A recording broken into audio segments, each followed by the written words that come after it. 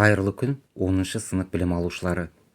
Дүниежүзі тарихы пәнінен қарастыратын кезекті сабағымыздың тақырыбы саяси режим түрлері деп аталады. Сабақтың барысында сіздермен бірге саяси режим түрлері туралы ақпарат алатын боламыз. Саяси режим саяси биліктің жүзеге асуының әдістері мен жолдарын қамтитын әдістемелік жүйе. Саяси жүйе мемлекеттік билік пен жеке тұлға арасындағы өзара байланысты білдіреді. Саяси режимнің белгілері: саяси билікті қалыптастырудағы халықтың қатысу деңгейі және ондай құрылымның өзіндік тәсілі. Адам құқығы мен еркіндігінің және азаматтың мемлекеттік құқықпен арақатынасы. Тұлға құқығы мен еркіндігінің кепілі. Саяси биліктің халықтың тікелей қатысуымен жүзеге асу деңгейі. Бұқаралық ақпарат құралдарының жағдайы. Қоғамдағы жариялылық деңгейі және мемлекеттік аппараттағы ашықтық. Қоғамның саяси жүйесіндегі мемлекеттік емес құрылымдардың рөлі мен орны. Заң шығарушы және атқарушы билік тармақтары арасындағы қатынастар. Қоғамның барлық саласында заңның үстемдік құру деңгейі. Саяси билікті жүзеге асыруда басымдылықты анықтайтын сендіру, мәжбүрлеу әдістері. Қоғамдағы мемлекеттік әлеуметтік құрылымдардың, яғни әскер, полиция, мемлекеттік қауіпсіздік органдарының рөлі, саяси және заңдық жағдайы. Көп партиялылық, саяси плюрализм деңгейі. Лауазым иелерін саяси және заңдық жауапкершілікке тартудың нақты механизмдерін жүзеге асыру. Саяси диктатор мен басқарушы саяси элитаға бұқара халық пен азаматтық қоғам институттары қаншалықты мүмкіндік берсе, олар билікті соншалықты иемденеді. Жеке тұлғаның еркіндігіне, мемлекеттің өзара ерекшелігіне және азаматтық қоғамға орай саяси режим түрі үшке бөлінеді: тоталитарлық, авторитарлық және демократиялық. Тоталитарлық режим. Тоталитаризм мемлекет тарапынан қоғамның барлық саласына және әрбір адамға толық бақылау және қатаң регламент орнату. Барлық деңгейдегі билік тармақтарын жабық түрде бір адам немесе басқарушы элитадағы шағын топ қалыптастырады. Билік қоғамдық пікірге толық идеологиялық бақылау орнатқанда, саяси қуғын-сүргін мен жазалау жүйесін жетілдірген жағдайда ғана қоғамның барлық саласына саяси үстемдік орнатылады. Тоталитаризмнің белгілері: ерекше орталықтанған билік құрылымы пирамида формасы секілді, оның басында көсемнің немесе топтардың үстемдігі орнаған. Билеуші топтар өз қолдарына заң шығарушы, атқарушы және сот билігін шоғырландырған. Олар сайлау органдары алдында есеп бермейді. Билік иерархиясында бір ғана халықтық партия жетекшілікке ие. Партия саяси мақсаттарды анықтайды, оның жетістікке жетуіне қаржы бөледі, мемлекеттік аппаратты бақылайды, әрі онымен бірлесіп қызмет етеді. Кадрларды таңдап, оларды қызметке қояды. Бәрін қамтыған идеология бақылаусыз билік ету заңдылығына негізделген жүйе. Тоталитарлық жүйедегі идеологияның маңызы барлық халықты бір мақсатқа жұмылдыруды көздейді. Бұқаралық ақпарат құралдары биліктің бақылауында болып, насихат құралы қызметін атқарады. Жеке тұлға еркіндігі және азаматтық қоғам болмайды. Экономика мемлекеттің бақылауында болады. Әскери күш толықтай билеуші партия мен үкіметтің бақылауында. Жетілдірілген жазалау жүйесі. Тоталитаризмнің орнауымен бірге мемлекеттің күштеу аппараты іске қосылады. Ол жаппай репрессиямен, қырғынмен, басқаша ойлайтындарды аңду секілді жазалаумен айналысады.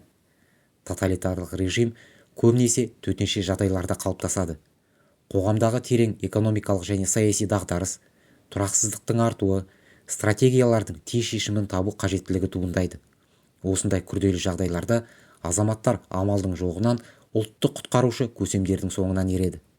Тоталитаризм 20 ғасырдың алғашқы жартысында бірқатар мемлекеттерде орнады. Қазіргі саяси зерттеулерде тоталитарлық мемлекеттерге фашистік Италия, ұлтшыл Германия, Кеңестер одағы және социалистік жүйе негізінде құрылған Шығыс Еуропа мен Азия елдері, Куба жатады. Авторитарлы режим тоталитарлық қоғамнан демократиялық қоғамға өтетін кезеңді қамтиды.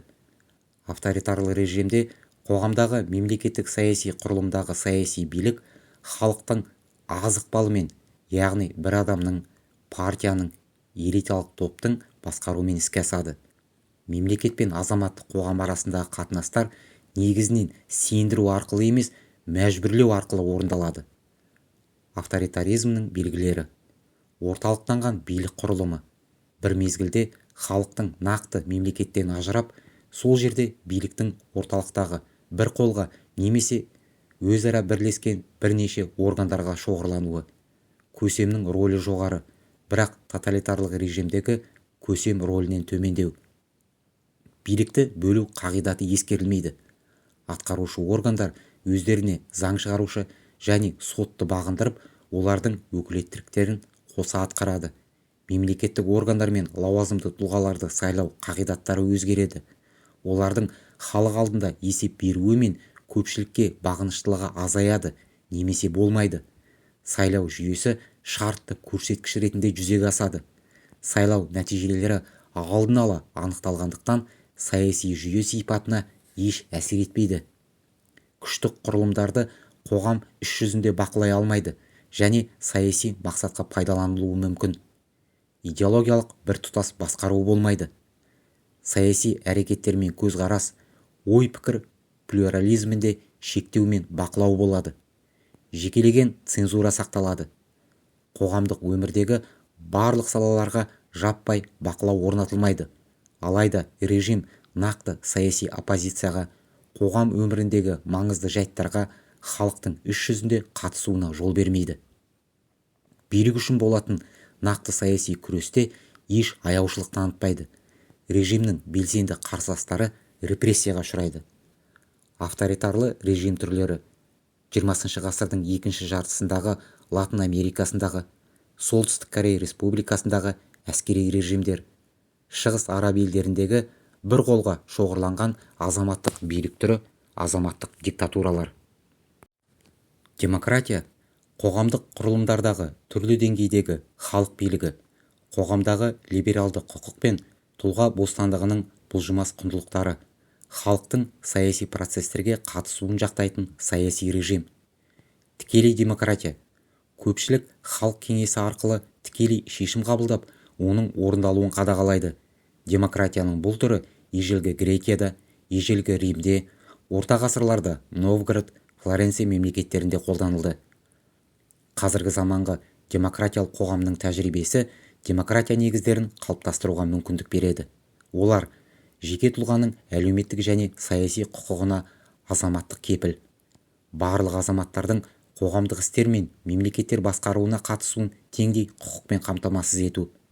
Мұнда халық биліктің қайнар көзі өздері сайлаған өкілдері арқылы басқарылады, ал бюрократиямен бірге бұқаралық ақпарат құралдары, саяси партиялар арқылы билікті бақылайды. Жүйелі сайлау билік органдарының негізі. Басымдықпен қамтамасыз еткен нақты шараларды пайдалана отырып, азшылықтың құқығын құрметтейді. Биліктің ауысуы мен басқару жүйелерінің абсолютті басымдылығы. Бәсекелестік партиялық жүйе халықтың қалауын білдіретін және үкіметке ықпал етуді қалыптастыратын негізгі механизм.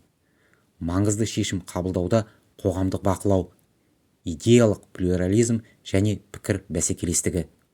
Демократия мынандай жағдайда тиімді болады: қоғам экономикалық дамудың айтарлықтай жоғары деңгейіне жеткенде, азаматтық қоғамның негізгі шарттары қалыптасқанда, қоғам өзге пікірлер мен көзқарастарға толерантты қатынас қалыптастырып, саяси мәдениеттің белгілі бір деңгейін меңгергенде.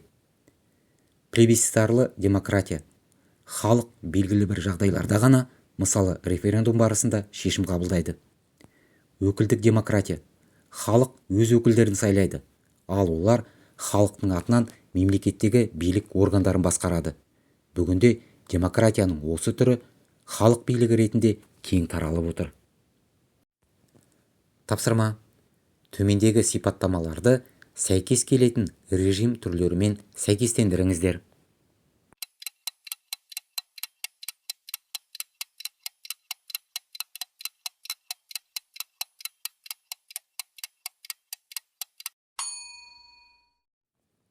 үйге тапсырма. Берілген тапсырмаларды жұмыс дәптеріне орындаңыздар.